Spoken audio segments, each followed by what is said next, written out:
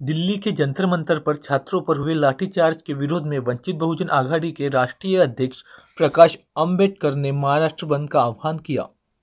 इसके बाद 23 जुलाई को पूरे महाराष्ट्र में बंद को व्यापक समर्थन मिला।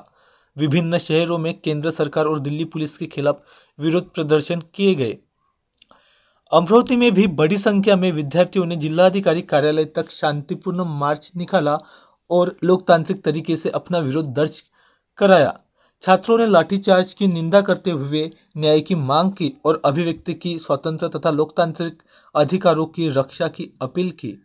आइए देखिए पूरी रिपोर्ट।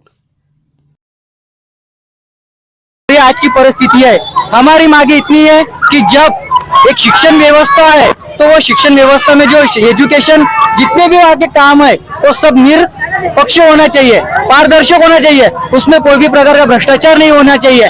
अभी जो भ्रष्टाचार हुआ उसे रोकने के लिए धर्मेंद्र प्रधान ने इस्तीफा देना चाहिए। ये हमारी भारत देशवासियों की ये मांगनी है। अगर हमारी ये मान्यता अगर पूरी नहीं होती है तो हम इस आंदोलन को और बड़ा करेंगे।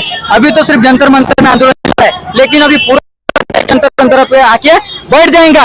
और अभी सिर्फ धर्मेंद्र का इस्तीफा नहीं तो हमको देश से बीजेपी हटाने का इस्तीफा चाहिए, क्योंकि ये आमच्या मागण्या आहेत की त्यांनी या मोदी सरकारला त्यांनी रद्द करावं, कारण की मोदी सरकार जी आहे ही जातीवाद निर्माण करत आहे आणि आम्हाला एक विचार जे बाबासाहेब आंबेडकरांचे आहेत ते आम्हाला इथे आणायचे आहेत। म्हणून या मागण्या आहेत की त्यांनी या विद्यार्थ्यांना संरक्षण द्यावं, त्यांचं प्रोटेक्शन व्हावं, त्यांच्या मागण्या पूर्ण कराव्या।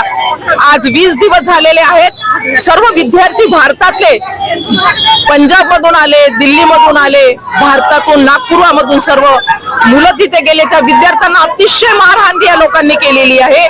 तर असं होऊ नये, त्यांच्या मागण्या लवकरात लवकर जर पूर्ण केल्या नाही तर 4-5 दिवसामध्ये पुन्हा हे सर्व भारत पेटून उठेल आणि वंचित बहुजन आघाडी आंदोलन केल्याशिवाय राहणार नाही।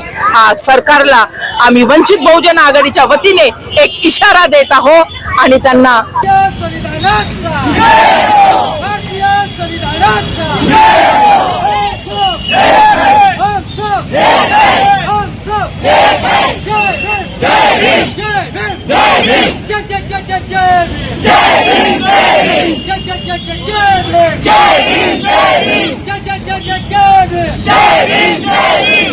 विद्यार्थ्यांवर लाठीचार्ज करणाऱ्या पोलिसांना